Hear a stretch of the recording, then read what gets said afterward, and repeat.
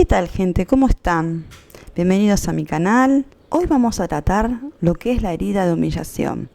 Pero para empezar a definir esto, vamos a empezar a definir primero, por supuesto, qué es la humillación. Bueno, esta misma se trata justamente de herir el amor propio o la dignidad de alguien. Sentirse rebajado, rebajar a alguien o rebajar a alguien descaradamente. Comienza a manifestarse entre el primer y el tercer año de vida esta herida. Es cuando nace. Es una herida que tiene que ver con el tener y el hacer. Y surge justamente cuando el niño aprende a comer solo, a comportarse con propiedad, a ir al baño solo, a hablar, a escuchar y a comprender lo que los adultos dicen. Surge cuando un niño siente que los padres se avergüenzan de él o teme que también que se avergüencen de él cuando está sucio, cuando ha hecho algo impropio, cuando está mal vestido. Lo que provoca esta herida es cuando el niño se ha sentido rebajado, degradado, comparado, mortificado o avergonzado en el plano físico. Por ejemplo, un niño que juega con sus heces. La herida surge cuando escucha a su madre narrar al padre lo que sucedió, describiéndolo como un niño cochino. Hubo un caso de una niña que vivía en un internado, en un convento, que se hacía pis en la cama. Y la monja la hacía desfilar por toda la habitación con las sábanas en su espalda, en la creencia de que así iba a dejar de mojar la cama. Por supuesto que de esta manera la herida solamente se acentuaba cada vez más profundamente. Cuando el niño descubre a alguno de sus padres desnudo y siente que éste se molesta o intenta ocultarse, aprenderá que uno debe avergonzarse del propio cuerpo. También se sentirá despreciado si se siente demasiado controlado por uno de sus progenitores, o si cree que no tiene libertad para actuar o moverse como desea en el plano físico, como sucede con un progenitor que reprende al niño que se manchó con lodo o con algo la ropa de salida antes de que lleguen los invitados. Si los padres cuentan el incidente frente a los invitados, la humillación será aún más intensa. El niño creerá que desagrada a sus padres y se sentirá humillado y avergonzado de su propia conducta.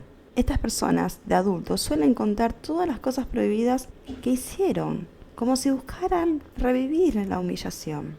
Esta herida suele experimentarse con mayor frecuencia con la madre, pero también con ambos, sobre todo cuando el padre es quien le desempeña el rol de madre al enseñar al niño, a mostrar al niño cómo comportarse. Es posible que la herida de humillación se vincule con la madre en el ámbito de la sexualidad y la propiedad, y con el padre en el aprendizaje, la escucha y el habla.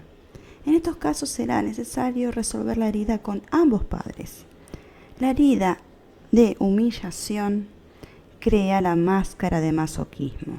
Esta adquiere un comportamiento donde la persona encuentra placer y satisfacción sufriendo, aunque sea inconscientemente, se les ingenia para hacerse daño o castigarse antes de que alguien más lo haga. Cualquier persona puede vivir una experiencia de vergüenza o de humillación, pero la persona masoquista puede vivir una experiencia que sea de rechazo y vivirla como de humillación antes que sentirse rechazada.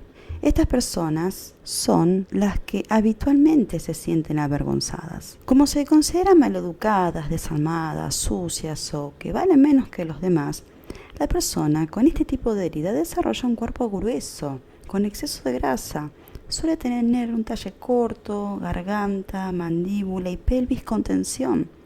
El rostro suele ser redondo y los ojos abiertos e inocentes, como los de un niño. Es la herida más difícil de reconocer en uno mismo. Por eso, concédete el derecho de tomarte el tiempo necesario para verla. No hacer las cosas deprisa es otra de las características que tienen las personas que tienen esta herida. Y encima se avergüenzan por ello, por no ir a la velocidad del resto. Por ejemplo, incluso al caminar. Sin embargo, hay personas que no pueden verse en esta herida porque tienen la capacidad de controlar su peso. Pero, en tanto y en cuanto se descuiden en la alimentación, son personas que aumentan fácilmente. Como desea mostrarse firme y no ser controlado, desarrolla una espalda ancha para poder cargar con más de lo que le corresponde. Por ejemplo, la señora que para agradar a su marido aceptó que su suegra viviese con ellos. Al poco tiempo, la señora se enferma y cargó con ella. El masoquista tiene la facilidad de situarse en circunstancias en las que debe ocuparse de alguien más para olvidarse de sí mismo. Pero cuanto más cargue sobre sus espaldas, más aumentará de peso. Parece desear hacer todo por los demás, pero en realidad lo hace para crearse limitaciones y obligaciones. Durante el tiempo que ayuda a otros, cree que estos no lo van a avergonzar, aunque la mayor parte del tiempo se siente humillado porque abusan de él. Por ejemplo, las amas de casa que se quejan de ser usadas como sirvientas, pero no son capaces de correr de esa situación. Otro ejemplo, una persona que después de 30 años de servicio fue despedida, dice, y masoquista, después de 30 años de servicios me echaron como basura. Este tipo de personas que se consideran serviciales no se sienten reconocidas en ningún momento. Una persona no masoquista dirá, después de 30 años de servicios, me despidieron, sin hacer referencia a la palabra basura. El masoquista no se da cuenta que al resolver todo de los demás, se rebaja y se humilla, pero también se asegura de que los demás crean que no pueden hacer nada por sí mismos, a tal punto de que si los demás se lo dicen en voz alta, se siente humillado. Y esto le sucede porque cree no necesitar ocupar tanto espacio en la vida de los demás, pero termina engordando en función del espacio que debería ocupar en la vida. Cuando sepa en lo profundo que es en realidad especial e importante, no tendrá que demostrárselo más al resto de la gente y su cuerpo empezará a cambiar. Parece una persona controladora, pero lo hace para no sentirse avergonzada de sí misma y de su rol. Por ejemplo, la madre que controla que sus hijos estén bien vestidos, que sean educados o que su pareja se vista bien. La típica vergüenza ajena. Como es fusional con su madre, fusional, no funcional, fusional con su madre, hace todo para no avergonzarla. Considera que su madre es una gran carga que llevar. Esta actitud continúa aún después de la muerte de ella, a pesar y aún cuando crea un sentimiento de vergüenza. Por lo general se siente aliviado. Aun cuando sentir esto le genera un gran sentimiento de vergüenza, se termina sintiendo aliviado o liberado de su madre, ya que es un obstáculo para su libertad. Pero también hay tipos de masoquistas cuya fusión con su madre es tal, llega a tal punto, que cuando ésta fallece, sufre una grave crisis de agorafobia. Y esas personas suelen recibir tratamiento para la depresión. Pero como el tratamiento no se dirige a la enfermedad adecuada, tiene pocos resultados. Le resulta muy difícil expresar sus verdaderas necesidades y lo que realmente sentía desde que era pequeño, ya que no se atreve a hablar por temor a experimentar vergüenza o avergonzar a alguien más. Los padres del niño masoquista le decían con frecuencia que lo que sucedía en la familia no era de incumbencia de extraños y que no debía hablar de ellos, sino guardarse el todo para sí mismo. No se habla del familiar en prisión, del hermano homosexual, del internado en el psiquiátrico o de algún suicidio en la familia. Hay casos de personas que sufren presión en la garganta y problemas en la voz por este motivo. Estas personas manifiestan haber sentido vergüenza de haber tenido deseos de algo cuando eran pequeños, porque su madre se privaba de lo esencial para complacerlos, creyéndose la madre que privándose ella estaba complaciendo al niño. No se atreven a hablar de sus propios deseos y menos con su madre por su deseo a agradarlas. Es hipersensible, por lo que lo más mínimo lo hiere.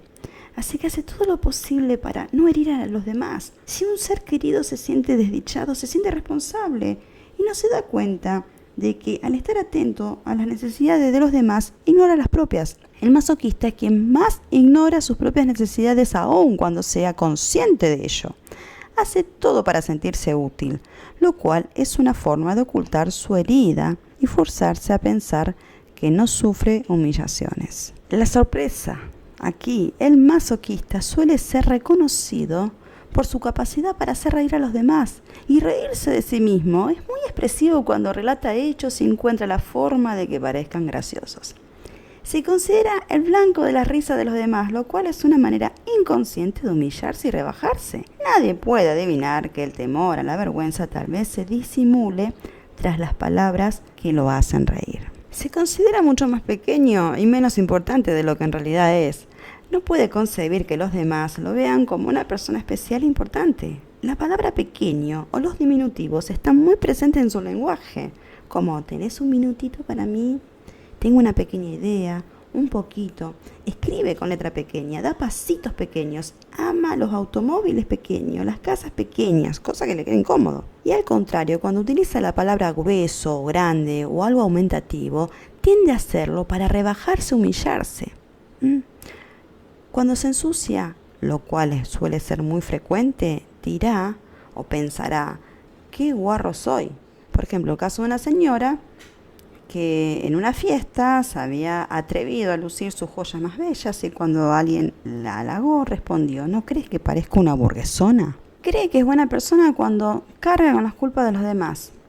Caso típico, el señor va conduciendo y va charlando con su esposa. Él es quien hace una mala maniobra y la culpa a ella por haberlo distraído en la conducción y ella se lo cree y hasta pide disculpas. Por ello mismo, los demás nunca pueden hacernos sentir culpables, ya que esta culpabilidad procede desde nuestro propio interior.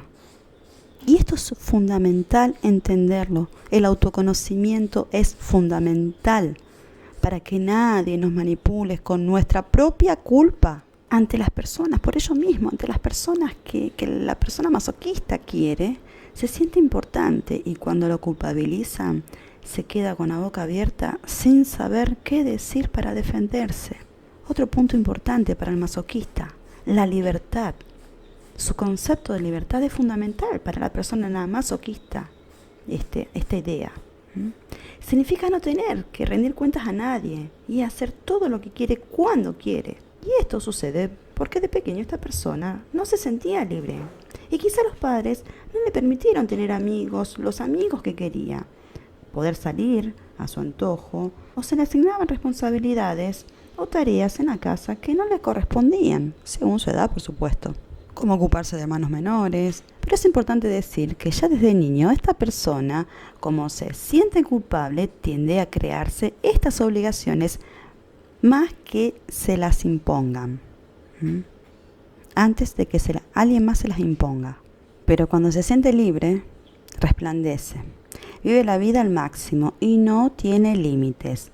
Cae en excesos. Come demasiado, compra demasiado, cocina demasiado, bebe demasiado, hace demasiado, desea ayudar demasiado, trabaja demasiado, gasta demasiado y habla demasiado. Pero cuando adopta alguno de estos comportamientos se avergüenza de sí mismo al sentirse humillado por las miradas o los comentarios de los demás.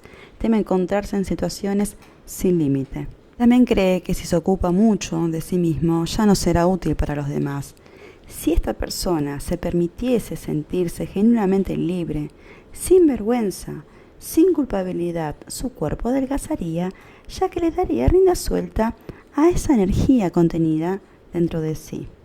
Pero para ello debe dejar de creer que no sabrá qué hacer si llega a ser libre a su antojo, porque inconscientemente se las ingenia para no ser libre. La mayor parte del tiempo es él o ella quien toma esta decisión. Este era el caso justamente de una madre masoquista, que cuando su marido y su hijo se sentaban a mirar TV en el sofá, ella también lo miraba, pero de pie. ¿Por qué? Porque ella no era holgazana y de esa forma sería una buena madre. El sentido del deber es muy importante para las personas masoquistas. También suelen actuar como intermediarios entre dos personas. Sirve como amortiguador para crearse una carga de protección. Por ejemplo, es el caso de la madre masoquista que interviene entre el padre o el profesor y sus hijos, en lugar de enseñarles a asumir responsabilidad. En el trabajo, la persona masoquista se siente obligada a asumir el rol de mediador para que todos estén felices. Aunque parezca lo contrario, sí les importa mucho la apariencia y les gusta lo elegante, lo fino, lo delicado, pero creen que no se lo merecen y que deben sufrir, que no es para ellos. Pero cuando vemos a una persona así, empezar a comprarse ropa adecuada y vemos que está bajando de peso, es porque esta persona está sanando. El masoquista tiene el don de atraer y permanecer al lado de quienes lo humillan. Una cosa es atraer, porque se te puede pescar cualquier bicho que ande suelto por ahí, y otra cosa es permanecer. Te voy a describir situaciones. La primera, una mujer se ve atraída por un hombre que se tambalea en público cuando bebe demasiado. Así puede sentir vergüenza ajena. Una mujer que atrae a hombres que coquetean con otras mujeres en su cara. Así se puede sentir avergonzada. Un hombre atrae a una mujer grosera, sobre todo con su círculo íntimo de trabajo. Una mujer mancha su ropa por falta de control de su vejiga o porque se pasó con el flujo menstrual. Y lo hace seguido, le sucede seguido. Una persona que se ensucia al comer, en este caso dirá que sus enormes senos no la dejan comer. Mirá qué puerca soy. Siempre lo que es agrandamiento siempre lo utilizan para humillarse. O sea, sus senos son una condición para humillarla. Otro caso, alguien que es despedido del trabajo, cuando se encuentra con un ex colega, intenta evadirlo. Exactamente en la misma situación que está la persona masoquista, otras personas la percibirían como rechazo, como abandono, como traición, como injusticia. Pero esta herida que tratamos hoy la va a vivir como humillación. Recordá que no es lo que vives lo que te hace sufrir, sino la interpretación de lo que vives lo que hace que tu herida no sane. El desagrado también. El desagrado es algo presente en la persona masoquista. Es un sentimiento muy común que tienen. Y esto es porque no se gustan a sí mismos ni gustan a los demás. Y en estos casos su primera reacción va a ser de disgusto. Así una persona con herida masoquista puede ser que no le agraden sus padres, que los humillen, se están humillados por sus padres o avergonzados porque la madre es sucia, porque es gorda, porque es holgazana, porque es vulgar. Un padre violento, impredecible, alcohólico, que es un maleducado. Incluso cuando eran niños, estas personas evitaban invitar amigos a sus casas, lo cual reducía las posibilidades de tener tantos amigos como los demás niños. Y ahora te voy a describir algunas situaciones para mostrarte lo difícil que es para la persona masoquista estar en contacto con sus propias necesidades. Por ejemplo, primer caso, un hombre que ayuda a pintar el departamento de su hijo, pero nunca tiene tiempo para pintar el propio. Una señora que limpia cuidadosamente su casa cuando tiene visitas, pero cuando está sola no la limpia, aun cuando le gusta vivir en una casa aseada y ordenada. ¿Por qué lo hace? Porque no se considera lo suficientemente importante para ello. Otro caso, una mujer que le gusta estar presentable, bien vestida, bien arreglada, tener buena presencia ante los demás, pero cuando está sola, vestir harapos, y si alguien llega de imprevisto, se avergonzará de que la vean en las condiciones en las que está y deseará ocultarse. Tengan en cuenta lo siguiente, toda herida hace que el ser humano haga lo posible para no percatarse, para no darse cuenta de su sufrimiento, por el gran temor que tiene a sentir ese dolor que se asocia a su herida principal. El masoquista hace todo lo posible para ser digno, pero se está juzgando a sí mismo desde el vamos como indigno. A sí mismo se está calificando como un mal objeto de amor, como una persona indigna. Indigno de ser curado, indigno de ser reconocido, indigno. Y la mayor parte del tiempo esto le sucede de manera inconsciente hasta hoy que escuchaste este podcast, por supuesto. En el plano sexual también tienen dificultades porque este tipo de personas suelen haber tenido un tipo de educación sexual asociada con el pecado, con algo sucio, con algo cochino. Este puede ser tranquilamente el caso de un hijo de una madre soltera, que además, madre soltera y masoquista, que va a transmitir que tuvo un hijo nacido de la vergüenza y del pecado. Le creará a su hijo una herida de humillación de manera muy temprana. También puede ser el caso de una adolescente también que se siente muy avergonzada de haber besado a un chico y de haberse dejado tocar y tener la sensación el otro día de que todo el mundo la está mirando y que todo el mundo sabe lo que pasó, que besó al chico, que la dejó tocar. ¿Cuántas jóvenes se han sentido humilladas al tener la primera menstruación? Y la aparición de sus senos, de los botones. Y cuanto más crea que el sexo es algo vergonzoso y pecaminoso, más sujeto se estará a atraer acoso y hasta abuso sexual durante su infancia y adolescencia. Recuerden que los perpetradores siempre huelen las heridas de las personas. Su vergüenza será tal que no se atreverá a hablar de ello. Imagínense una adolescente con herida de humillación que es abusada sexualmente. Guardará el secreto, no lo denunciará a su perpetrador, no denunciará a su perpetrador y al perpetrador le vendrá fantástico que esta chica o chico tenga esta herida. Otra causa clásica de humillación es la confesión religiosa, donde una niña, imagínense, o un adolescente, que debía confesar a un hombre sus malos pensamientos, sus deseos sexuales. Esto, por supuesto, deja una profunda marca que tarda años en desaparecer. Numerosas intervenciones quirúrgicas también son manifestaciones del masoquismo a causa de las ideas que tiene esta persona sobre el sufrimiento. Es casi imposible que alguien se reconozca en todo lo mencionado. Por supuesto que esto es según la intensidad de la herida que porte cada uno. Algunos tendrán más, algunos tendrán menos de estas características, pero si vos te reconoces, bueno, sería bueno que para vos que empieces a trabajar en sanar estas heridas, porque sanar las heridas te permite no ser sujeto pasivo de abusos narcisistas, que es lo que es la temática de este canal, por supuesto. Y uno de los pilares fundamentales que tienen los narcisistas para manipularte es justamente tu propio desconocimiento de tus propias heridas, porque vos no las ves, pero el otro sí las ve. Entonces, antes de descartar el hecho de que vos tengas estas heridas, pregúntale a alguien qué ve en vos. Consultá con tu círculo cercano, íntimo, de confianza, que te cuenten a ver qué ven en vos. Porque cuando reaccionás, una persona no está centrada. Cuando una persona no está pensando y reacciona a sus emociones, esta persona no está centrada y no puede estar bien, ni ser uno mismo, sino que uno se termina convirtiendo en la reacción asociada a la emoción.